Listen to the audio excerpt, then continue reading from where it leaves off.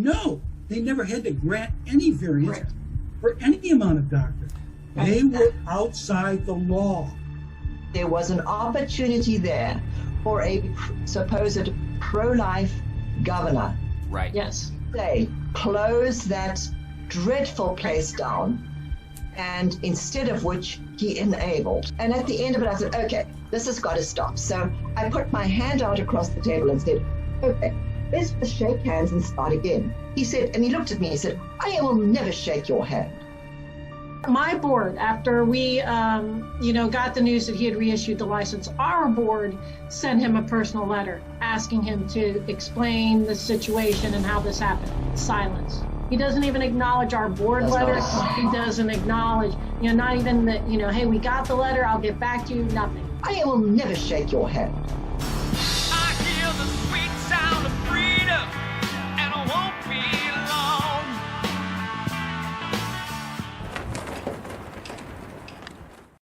Hey everybody, it's Everett with Ohio for Freedom. In this episode, we bring to you a segment we plan to bring as often as we can called Ohio Spotlight, where we turn the spotlight on some unsung heroes, but nonetheless movers and shakers from across our state. Today, it was my distinct privilege and my honor to talk to three prominent leaders in the pro-life community. My longtime friend Ed Sitter of Foundation for Life, Northwest Ohio, Molly Smith of Cleveland Right to Life, Margie Christie, Dayton Right to Life. In this format, we're not in a hurry. We want to give you a chance to get to know our guests, hear where they're coming from, feel their heartbeat. But we're going to talk about what happened at Dayton Women's Med Center, the abortion mill that was closed, that was shut down for numerous violations of the law over a long period of time, violations that continue to this day. What's the real story there? We're going to tell you. We're also going to talk about the award that was given to our governor, Mike Dewine, that was later rescinded for continued acts of betrayal and, frankly, just some very, very rude behavior and continually ignoring the very people that he worked so hard to earn the endorsement from the Right to Life community. So let's get into the interview, but please like, share, and subscribe. We're going to continue to grow this channel and play our small but heartfelt role in bringing to you information that's important to our state that you might not hear from somewhere else. And then lastly, if you appreciate what you hear today from our guests, if you appreciate them and what they're doing, please say so in the comments. They're not in it for any accolades or any recognition, but we're all human and everybody can do with a little bit of appreciation. If anybody deserves a little of appreciation, it's these folks. So without further ado, let's get into the interview. Since Molly, you have the most interesting accent of everyone, I'd like to start with you. Well, thank you, Everett, and it's great. A real honor to be on your show. I really appreciate the opportunity. I am the president of Cleveland Right to Life, and Cleveland Right to Life has been around since 1972. Okay. So we've been around forever and ever and ever, just about. Seems like it. I came on board in 2000 as executive director, and then in 2008, took over as president of the board. Yes. Cleveland Right to Life is one of the largest statewide. City organizations, right to life organizations in the state of Ohio. So we're pretty big. We cover 8 counties, in the whole of Northeast Ohio. We are very active, do lots of stuff, lots of things are going on. And of course, we have the largest abortion facility in the state of Ohio right here on our doorsteps, which of course is pretty, lots of work. Gotcha. And how did you get involved? Interesting question. I don't know. I don't ever remember not being involved in the movement. I remember when Roe v. Wade was passed in America. I was living in Africa at the time. That's where I originated from. I'm 6th generation from Africa. Okay. Zambia was where I grew up. I can remember it happening. I was actually at that point, we were living in South Africa. And it was just devastating, and I couldn't understand what on earth happened to the world. Right. So right from then, I have been involved. I've just, in one way or another, I have been involved in the movement. So it's been a long journey, and I'm looking forward to being done. Well, no time soon, I hope. Ed, we've known each other for at least 30 years. We don't see each other that often, but we always have the same hair color. How about you? Thanks, brother. Yeah. Thank you. I started out in the pro-life movement probably in the early 80s. Foundation for Life, the organization I work for now, also was founded in July of 1972. So we were birthed about the same time that Cleveland Right to Life was. I think a lot of the forefathers in the pro-life movement understood what was on the horizon. Right. Just like we now in the pro-life movement are trying to alarm people, make people aware of what's happening at the end of life right now. Right. And there's more and more states to pass assisted suicide laws and things like that. I think the pro-life movement at that time was trying to stem the tide of states expanding abortion rights. I was hired on as executive director in 2009. Okay. And I've been privileged to serve in this capacity ever since. Appreciate that. What makes us a little bit unique from our sisters and brothers around the state is that I would say we function a little bit more evenly on our 501c3 and our 501c4. We have a nice balanced approach we take. So we have Foundation for Life and we have Greater Toledo Right to Life, safeguarding the right to life in both culture and law. Okay. Thank you for that. And Margie? Yes. So I'm the executive director with Dayton Right to Life. Dayton Right to Life also began in 1972. I agree with that. I think folks in the society saw what was happening and were anticipating the breakup of the family and that kind of thing. So we also formed in 1972. What makes Dayton Right to Life unique is we do all the legislative C4 things, but we also operate a full-service Stork's Nest baby pantry. So we see about 40 to 45 families a week, and I give moms, dads, grandmas diapers, formula from newborn to size 5T toddler. So last year I think we gave out over 37,000 diapers.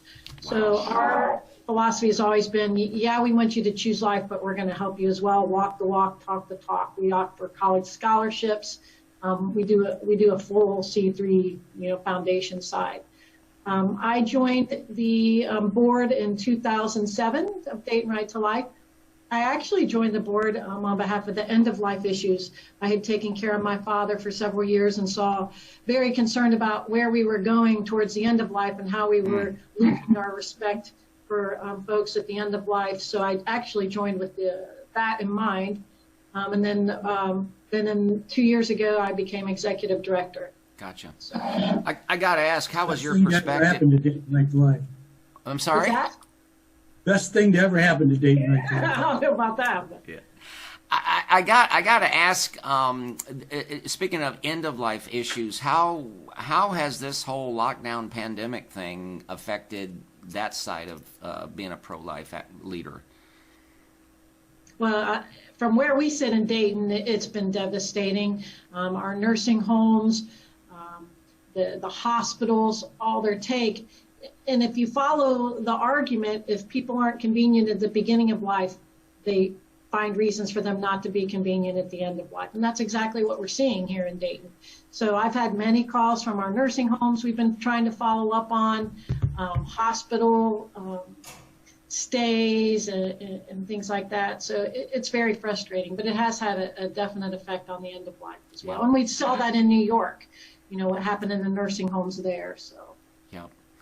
I know right here in Ohio, I've seen some video that people have posted of loved ones where there's, outside the glass, and I mean, it's just heartbreaking. Yeah. Devastating. Yeah. Yeah, and I think the other thing that we've got to look at is the rise in suicides, particularly amongst our young people. I personally know two young men that actually took their lives through overdoses during this time, where it's terrible. I know their mother, but it's just devastating.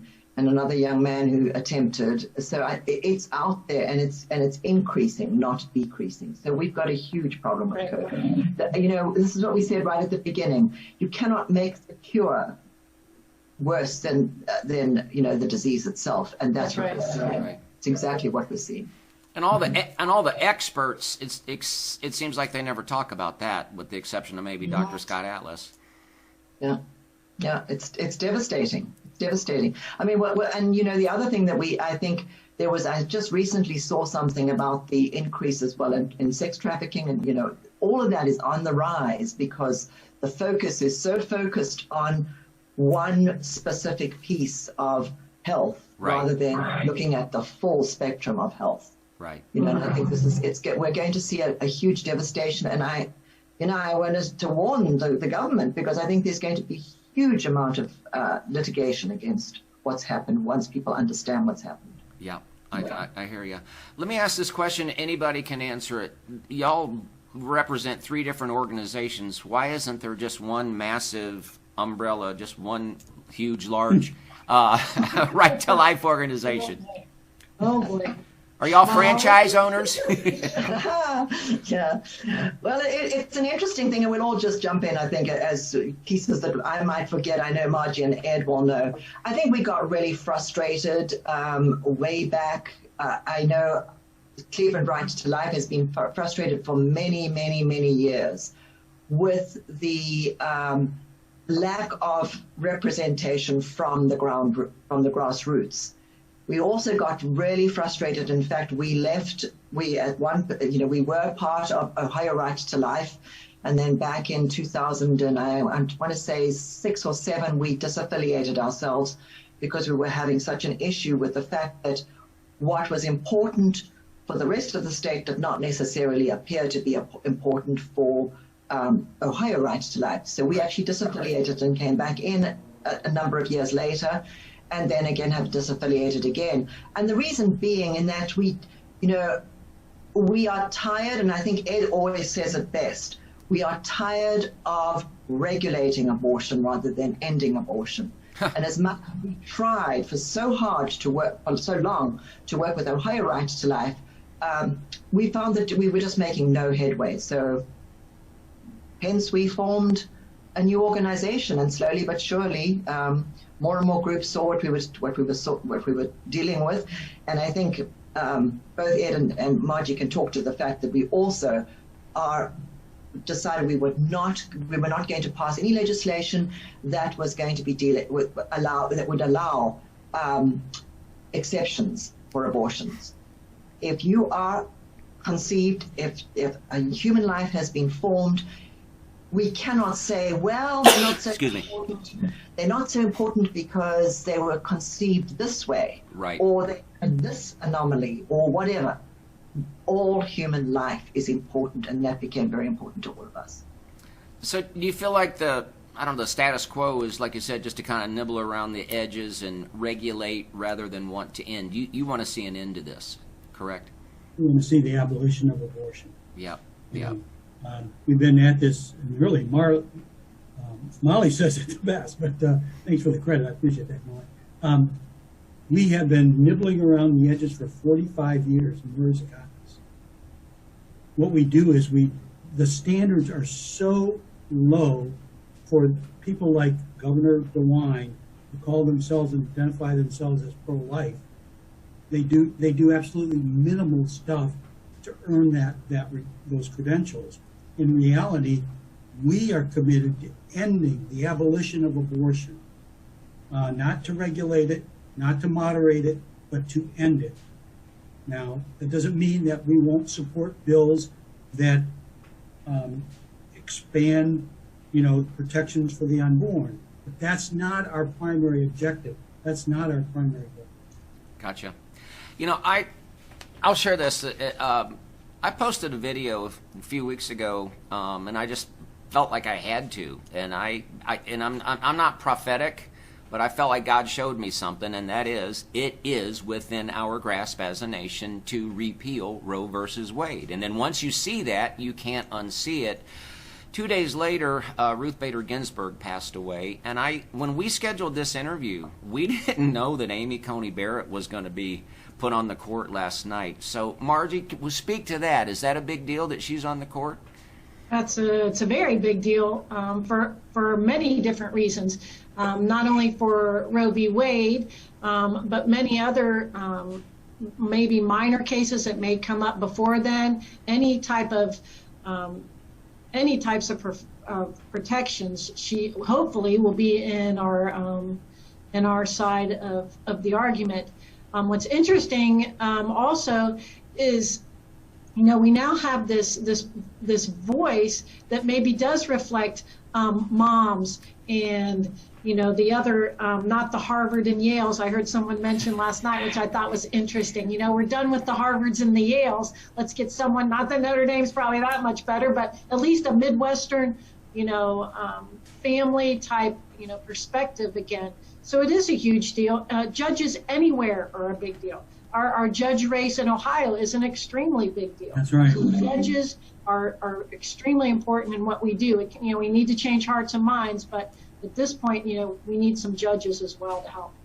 Before we move on, do you want to put in a plug for a particular judge race that maybe some of us are not as tuned in on, or is there a specific race you were thinking about, Ed? Well, the two Supreme Court races, French and Kennedy both, the people that are running in opposition to those two, they're both incumbents, but the opposition candidates are activists. They are blatant activists on the court. We cannot have those two people be elected. We need to re-elect Justice Kennedy and Justice French. Yes. They're not perfect, but they're a lot better than the alternative. Tonda and I voted yesterday, and thank God for that gentleman that handed that voter's guide there, and he said, hey, these guys, and he circled just Kennedy and French, and, we're busy. I like to be in, anyway, I'm glad he did that because I might have messed that one up. So I voted for French, and I voted for Kennedy. All right, before we lose a lot of time Good, here. well done. Yeah, thank you. I want to do it in this order. What happened with Dayton Women's Medical Center? And I just want to say this small but growing audience they're not fans of the governor, but I don't want to take any cheap shots at the governor, but I don't want to leave anything on the table either. So however y'all want to start, what happened with Dayton Women's Med? What happened with Dayton Women's Med was a travesty, and we can actually look right to Governor Dewine and the Ohio Department of Health. It's a long, drawn-out story that lasted many years, but in a short synopsis is Toledo Right to Life actually started a case that went all the way to the Supreme Court, and basically that case said that whatever the Ohio Department of Health puts down as their guidelines on how these facilities should operate stands. Okay. No ifs, ands, or buts. So it basically told the Ohio Department of Health, if they told this facility that it needed 20 doctors, then it had the authority to do that. So the Dayton case, we have an issue in the Dayton case, and they followed their variance all again to the Supreme Court.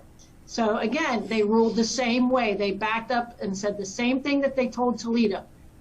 Dayton, you have to follow whatever the Ohio Department of Health says. Gotcha. Their license is revoked. You say it is, then it is. So we revoked his license like it had stood. So 2 weeks later, the new Ohio Department of Health gal comes in, Amy Acton, and she goes ahead and reissues a brand new license, even though they had told her she has the authority to not do that. So when she did that, she made 4 doctors. So Governor Dewine, and whatever his wisdom, if you want to call it that, has deemed 4 to be the number. Right. How that number came to be and whatever reliance that he uses, whatever argument, it falls on deaf ears because the Supreme Court spoke. He chose to, and he backed her 100%. I talked to him on the phone. We all talked to him. He said, I know what she did, and she did not act alone. And if you go after Amy, you're going after me, was basically his argument. So he knew that license was reissued, and he was behind that. So, in all intents and purposes, that was the governor making that decision. That's exactly right. Yes, Yep. exactly. Yep. He told us, all 3 of us on the phone, that what Amy does, he knows, and he backs Amy. When their license was revoked, y'all, was that just like arbitrary and capricious, or had they earned the revocation of that license? You see what I'm saying there?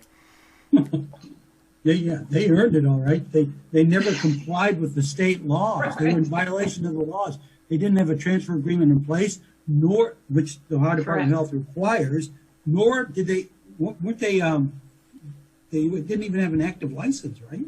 Correct, at the time, right. And he only had 3 doctors. So, they said, well, what if we have 4? Well, then they said, okay, if you have 4, then that's good. Well, why? The Supreme Court just told you that you could make them require 20. If you were really a pro-life person, you could make them have 20 doctors.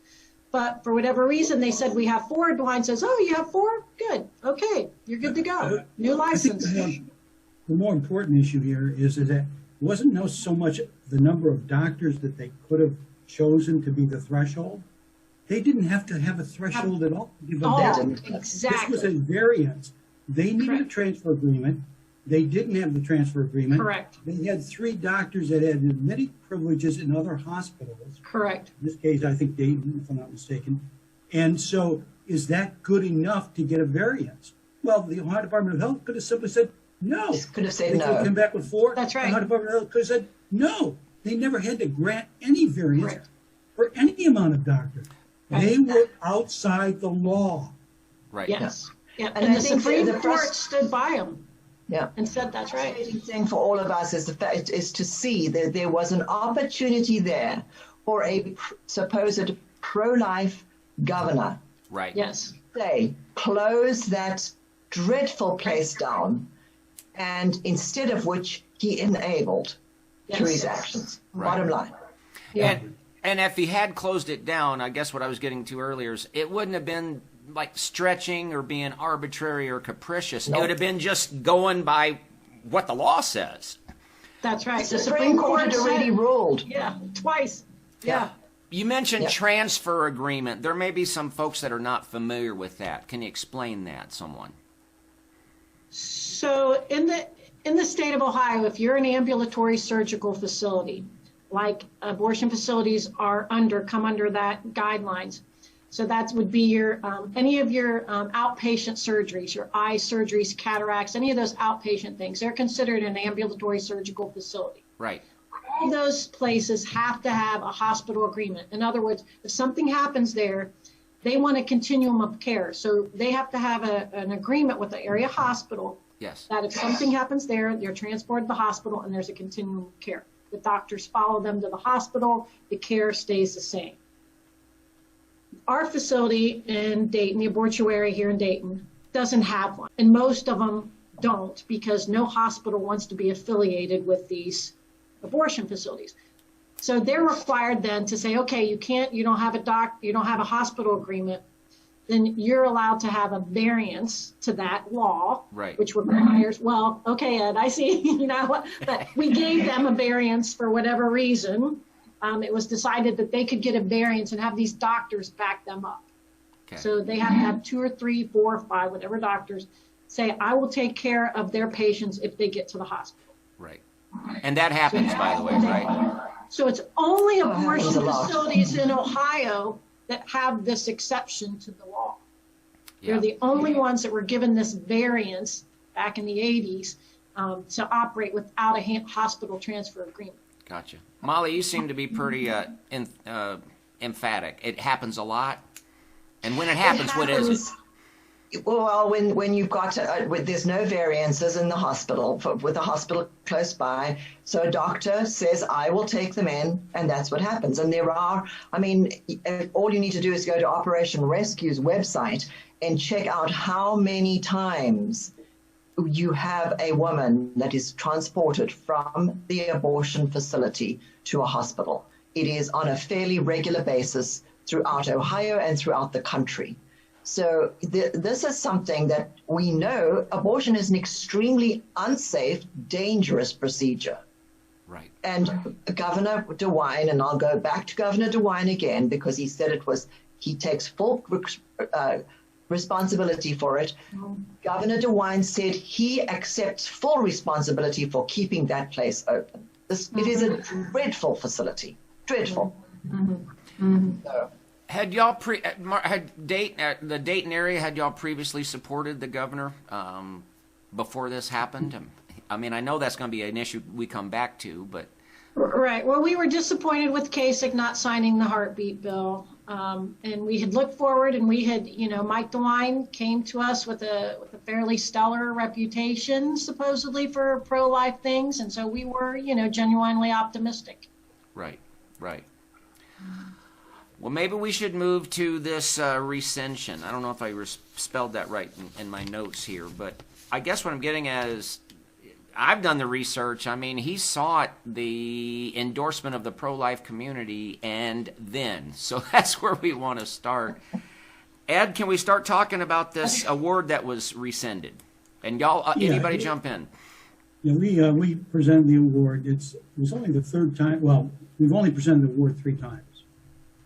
And so it's not like we give this award out every year at a legislative briefing breakfast, which has been on for about 12 years now.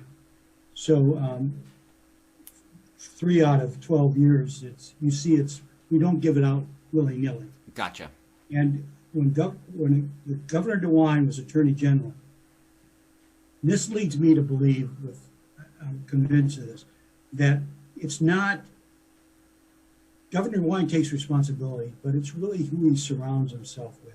It's his advisors, it's the people in his administration that he takes a lot of counsel from and direction from, because he was very pro-life, very aggressive on the pro-life front when he was Attorney General. Now, as governor, he has totally backed off the throttle. He has totally abandoned. He was pro-life to get elected governor. Yeah.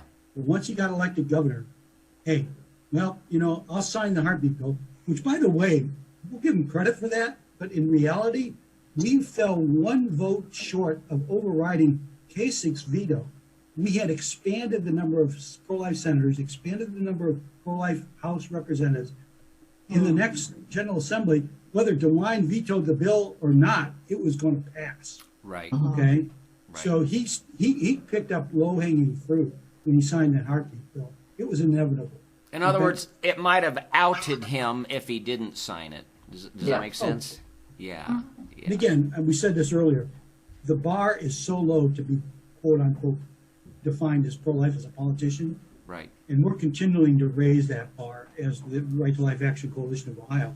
But the reality of it is that we did this, and I personally, to be honest with you, I was not in favor of rescinding the award because I'm not sure that he really cares all that much. But the board was adamant that they would and rescind the award, and I support them 100%. Can we go through some of there was a letter that was posted on Facebook, and some of the different things, including a meeting that he didn't show up at and being rude. Can y'all just expand on that? Anyone? Okay, I'll start seeing as they're being shy here. Yeah, it's been a long haul. I mean, I think since 2016, we have been continually, we've been watching this happen. 2018, he became governor. He immediately passed the heartbeat bill. We thought, okay, this is going to go in the right direction. And I want to say that, to be quite honest with you, it took us a long time to get to the point where we actually did endorse Governor Dewine. We visited him in Columbus with all his team at least twice, if I'm not mistaken, Margie and Ed. But eventually we did get to the point where we felt comfortable that he understood what we stood for. So we went ahead and endorsed him. Gotcha. And he became governor, and we were expecting good things. From there on, it was a nightmare. When Amy Acton gave Dayton back their license, right, literally the state exploded. Right to Life Action groups all over the state were just outraged at what had happened. So I think Margie was the one she was president at the time, and she got the call from Governor Dewine, personal call, that he would like us to come through and visit him in his office, in his office. So come and visit me. We'll explain what's going on. We got there. There was maybe 5 of us. There was Dayton, Cincinnati, Cleveland, Toledo, and Yeah, our no, attorney, and Barry Sheets was there as well. So anyway, there were a number of us. Comes from all over the state. We get to the governor's office. You drove there.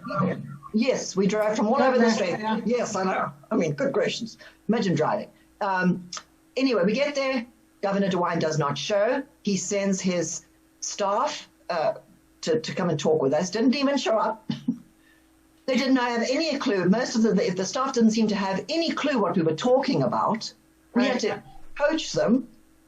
And then in the middle of it, his 2IC, his assistant staff, I don't even remember what he is. But one of them, not even high up in the policy. policy director or something, started to yell at us. Yeah. Swear. Literally It was terrible. swear at us, Swear. using swear words at us. It was terrible. It was terrible. dreadful. So Dreadful. Because he signed the heartbeat bill, and we in the pro-life community did not come groveling in with our hands in adoration of the governor in appreciation. So it was a dreadful. Literally, I was pretty aggressive, which I can get, as everybody knows. But I was passionate about where we were going and what was happening. So I got passionate about it, and he started yelling at us and telling us, to back in our boxes, basically. And at the end of it, I said, okay, this has got to stop. So I put my hand out across the table and said, okay, let's just shake hands and start again. He said, and he looked at me, he said, I will never shake your hand. This is an aide, a representative of the governor. Of the governor. Anyway, so you know what? We're big people. We're not petty. We let it go. We did as much as we could. That was the beginning of a long stream of things that started to happen. Wait, I mean, time out. Just so, I mean, Ohio's not the size of Texas, but it's kind of a hike from Cleveland to Columbus. And you're saying he invited y'all, and people drive there, and he pulls a no-show, and then he's got a staffer that is extremely rude and won't even shake your hand. I just want to make sure I got that right. Yep, That's exactly right. That's it. And cursing us. Yeah. So where to go from there? Yeah. Well, I mean, and this just follows the whole, my board, after we, got the news that he had reissued the license, our board sent him a personal letter asking him to explain the situation and how this happened. Silence. He doesn't even acknowledge our board letter. He doesn't acknowledge, not even that, hey, we got the letter, I'll get back to you, nothing. We've sent 2 or 3 letters now, our board has, to his office concerning this issue. Silence. And this is the same guy that sought your endorsement, correct? Yeah, correct. Oh, yeah, very much so. Correct. Aggressively sought it. Really wanted our endorsement. So got the endorsement, and then this is the way. And you know what? As I said, I'm not petty. I'm not going to say. It's just we'll move on, because the issue that we're dealing with is much bigger than Governor Mike DeWine. Yes. It's much bigger than that. So we will move on, and we tried to move on, but we've got to the point now, and good for Toledo Right to Life, where you've got to take some action. So we intend to take some action, and that's, there will be some action taken on behalf of the Right to Life Action Coalition of Ohio, because this is not, we're not going anywhere. In fact, it's getting worse. Yeah, but one other quick comment. Yeah. Add another dimension to this. He reached out to us after the election, and he said, I'd like your input into who I'll pick for the Ohio Department of Health. He knew how important that was. He assured us prior to the election that he knew what was going on in Toledo and in Dayton, and that he was going to help remedy these problems. Right. And so he affirmed to us that we would have some input, not obviously handpicked, but when we did submit someone, he really never gave them serious consideration. And then once he hired Amy Acton, before it was announced, I believe he reached out to Molly and said, you will be happy with the person I picked. Mm-hmm. Mm-hmm. This is just an opinion. Did something happen with him after he got in office, or did he get hooked up with some other people or something? Or I have no clue. I have no clue, personally. I don't know. I don't know either. I really don't. And especially, and I can only speak for the Dayton area, he has dealt with our place for years. He knows this place, he knows our abortion facility inside and out. I mean, this is nothing new for him. Years and decades. He's even told me that in conversations. Margie, I want this place closed as much as you do. Him and Senator Peggy Lane, all these things. I'm at a loss. Gotcha. Well, we're nearing the end here. Maybe, I think I get a good sense of where y'all at with the governor. How important? How important is the re-election of Donald Trump to the pro-life movement? I think it's probably about a big election as we can have, because I think it will signal to the rest of the country that the pro-life, vote is important. They want action. They've seen enough, and you can't keep just feeding us, throwing us crumbs. We want some action now, and I think that'll be, the pro-life vote is, that's one of the biggest issues that he's been pushing, and I think if that pushes him over the top, then that's a win for us. Right. Anybody else? I really do feel. I feel that we've never ever had such an incredible pro-life president ever in the history of since Roe v. Wade. This man he might have his failings. I think he's quite funny sometimes when he, tweets and stuff.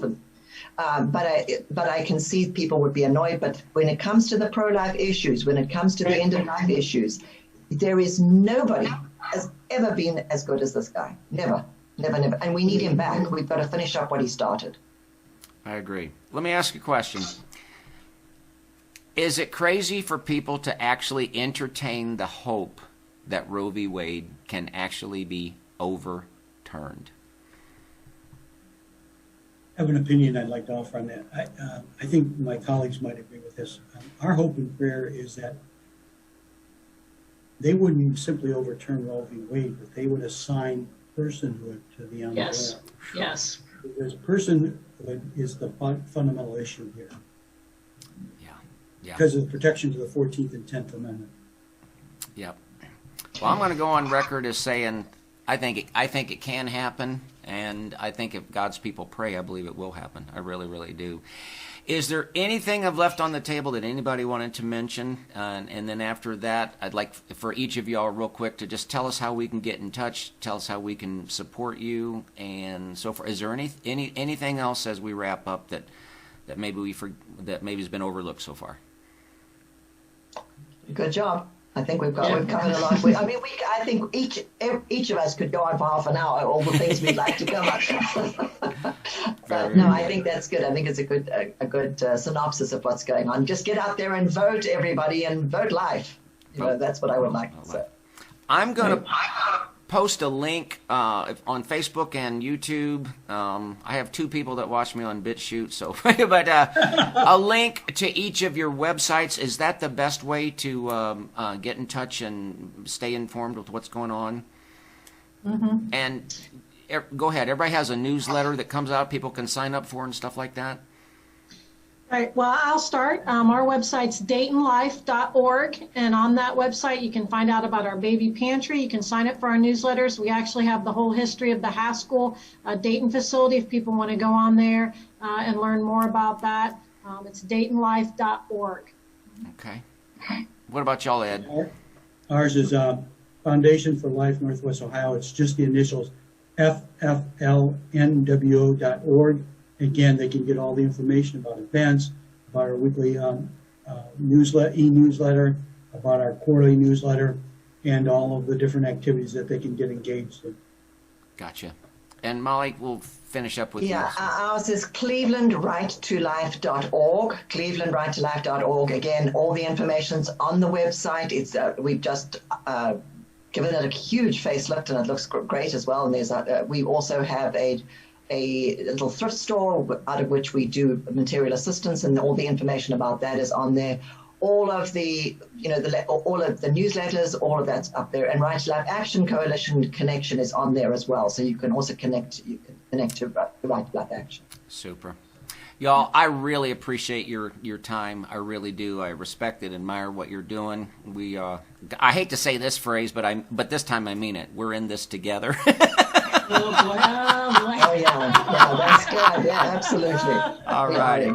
Well, with that, I'm going to say God bless you. Thank you very much. I'll be sending y'all info when this is ready to post. And once again, thank you very much, and God bless you for what you do. Thank you, Albert. God bless you. Thank Bye. you.